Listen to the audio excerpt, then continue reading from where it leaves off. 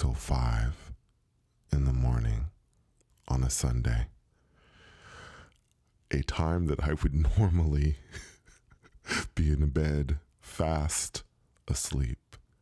But you know why I'm here speaking with you this morning on a Sunday morning, really, really early. It has to be because I just had an experience, and wow, every experience is unique, amazing, because I enter into another world, a place that I've never seen, and I never know, guys, where I'm going to go, where I'm going to end up. I have no idea. And that is a part of the excitement. So let me give you some of the details of my takeoff as I normally do to let you know. First of all, there were no storm sounds, nothing. In fact, it's interesting. I went to bed.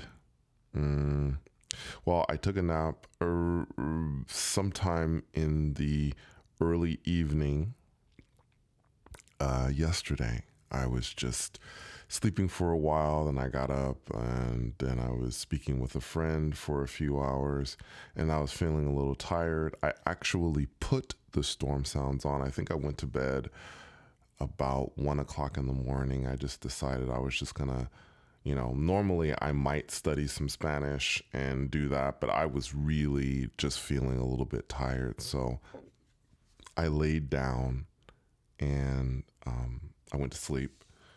And I think I got up probably around 4:23 in the morning. Storm sounds were still on. But as I laid down again, I was just laying there in the darkness in the middle of the night. And for some reason, things just cut off. I don't know what happened. I don't know if the whatever it was, the recording in YouTube, maybe it ended or something like that. But yeah, it was just silent. And for whatever reason, I decided not to get up, because sometimes what I'll do is I will get up and I'll, find something else, find another storm sound to listen to. But I decided, I was like, you know what? I'm not going to. I'm just going to lay here in silence. So that's what I did. I was just laying down in silence. I did imagine in the back of my mind that I was holding a rope. And I've told you before, with this particular, I guess there is a rope technique that people use, but I don't use that technique. My technique is basically I hold on to this rope, and it's to remind me, this white rope is to remind me that I am to go into this experience right before I go to sleep. So instead of going into sleep, I hit that middle spot between being awake and asleep. And in order to remind me right before I get to that edge of being asleep, I'm holding on to this white rope. I don't know. It's just something that I use to remind myself that I'm going to do this. So as I lay there in silence, and interesting, guys, it seems to me that I'm not saying that most of my experiences come from this, but from whatever reason, it seems easier for me to do this in silence. I know that people talk about, binaural beats. They talk about all these other things that they have in the background, and I do storm sounds most of the time. That works well for me. But I got to tell you guys, what I've been noticing. I've noticed that when I'm in silence, it seems like the process is almost easier. It seems like it happens almost faster. And when I've done it with real serious intent, like in the afternoon, earlier, maybe when I'm not so tired, doing it in silence has seemed to just work better for me. So I'm just putting it out there. I don't know. Maybe I'll try more experiences with, no music, no storm sounds, nothing. But I just thought I'd put that out there again.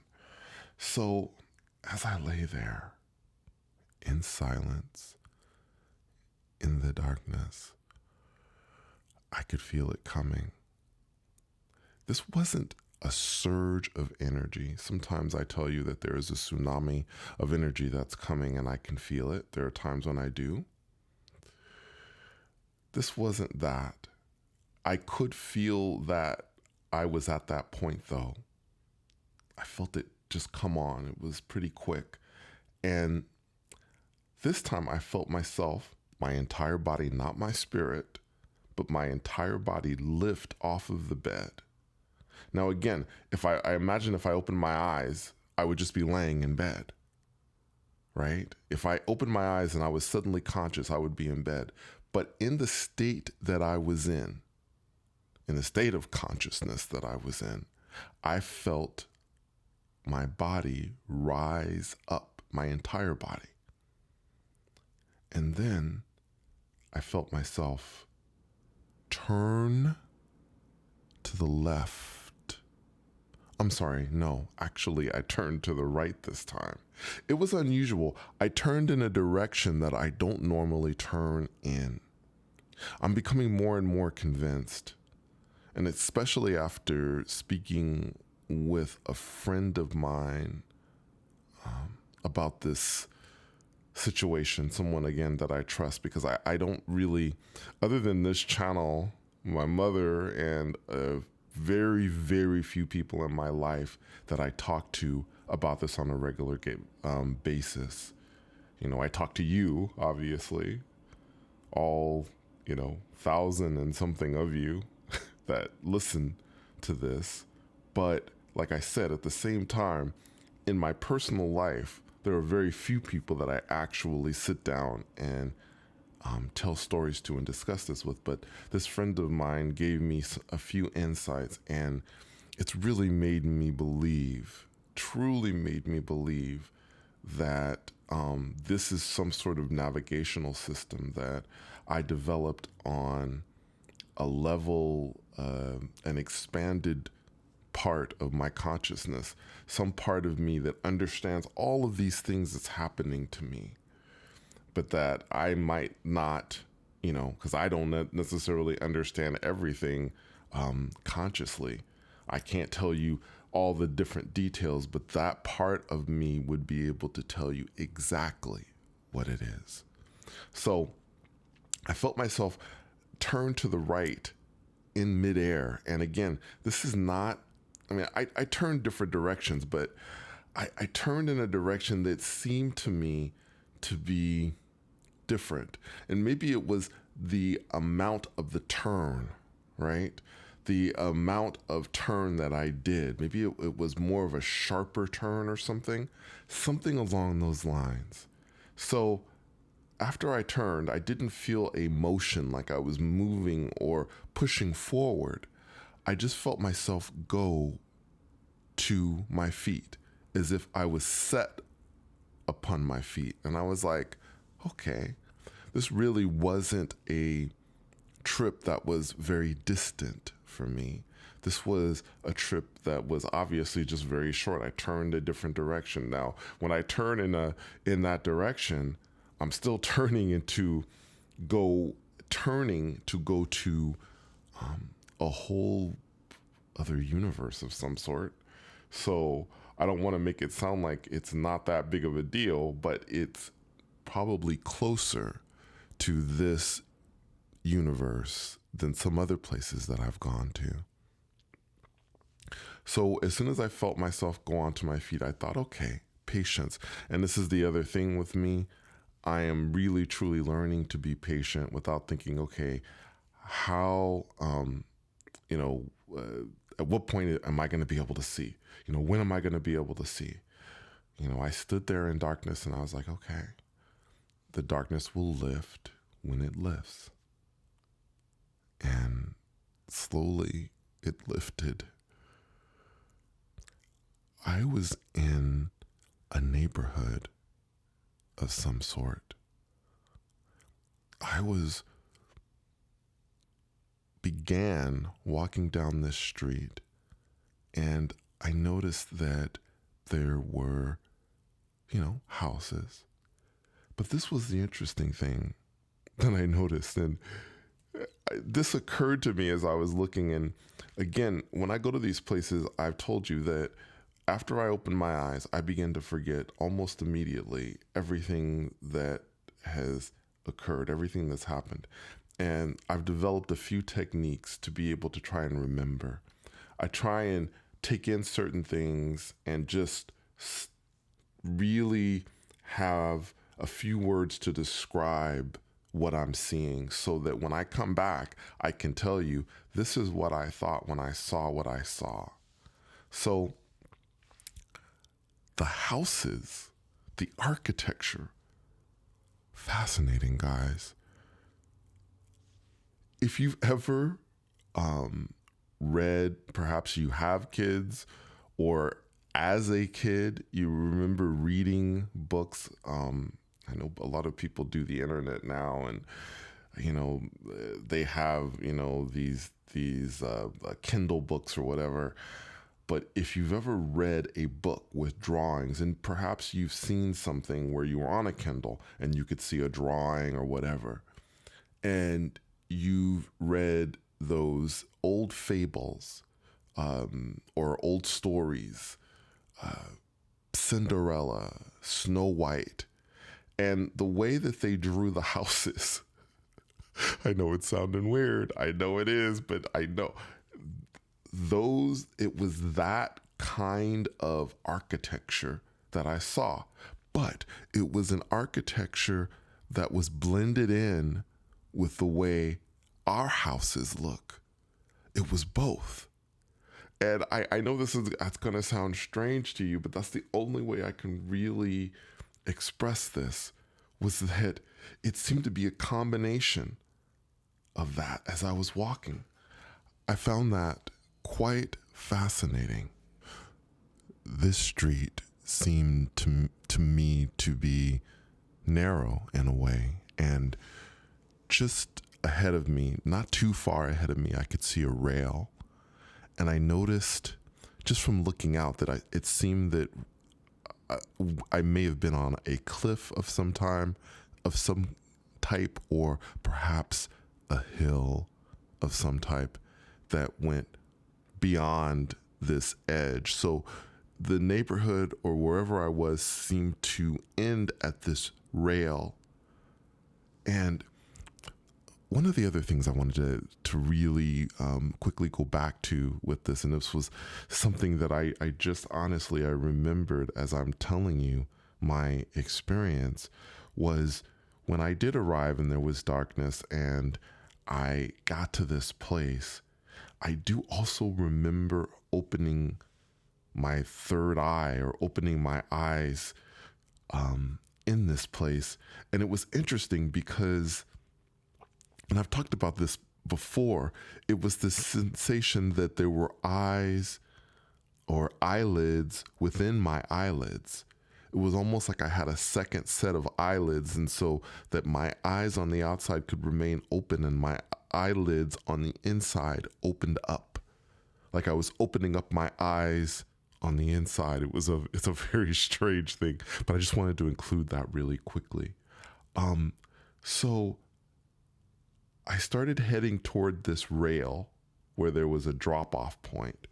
And as I was walking, it just came to my mind. I wondered, can I fly here? So I ran a little bit, kind of leapt into the air, and I was up in the air for a while. And then I came down and I'm like, oh my God, I can fly. So freaking cool. So freaking cool. I can fly. This is awesome. So I was like, all right, I'm going to take off. Now, as I started running, I remember looking to the right and I saw a bunch of greenery, trees, and other things. I don't know. It just seemed to come out of nowhere. I don't know why I saw this or why this was at this point, but I remember seeing that, and that was a point that I wanted to keep in my mind to tell you, that there was greenery or something that just seemed to come out of nowhere. And when I leapt over this rail, I was flying, guys. I was flying. I was flying over this. I could see, I think, hills, greenery, and below there was like a valley, and there were people that were there kind of just walking around, and they looked up at me. And what was what was interesting about this is you would think, people would be like, oh my gosh, this person's flying. But this didn't seem to be a big deal to them. In fact, I think they just kind of looked up like, oh, somebody's flying around. So I'm definitely sure that flight is possible in this place, because they seemed very just sort of matter of fact looking up at me. No one was going, oh, look at that person. And no one was pointing to me as I was flying. I came down, and there was one person in particular that I remember speaking to, and it felt comfortable for me to speak to this person. She had dark hair. And by the way, these were all maybe young adults. Maybe I felt in my mind that they could have been in their 20s. And I didn't see anybody older than that. But this young lady, she had dark hair, young, I believe she was attractive. And I started speaking to her. And I asked out of curiosity, again, I didn't ask, where am I? What is this place? Instead of doing that, I asked something that was just in my mind at that moment. And what was in my mind in that moment was, it seemed like people didn't think this was a big deal. And I said, do people in this place, do they fly? And her answer was very interesting to me. And I think she was referring to herself, but she was also referring to other folks that live in this place. She said, yeah, sometimes. And it was like, sometimes you could fly. Oh my God. But it did not seem to me. Again, she answered in a very matter-of-fact way. It was almost as if she was saying, yeah, we walk sometimes. It was like, yeah, we fly sometimes. I was like, oh my gosh, this is so interesting. And then I asked her, I said, well, why wouldn't you fly most of the time or all the time? Now, it was at this point, guys, that unfortunately I lost my grip on this reality, and I returned. I was back. Always too short for me. I always wish I could stay longer. Anyway, thank you so much for coming on another journey with me. And until next time, take care.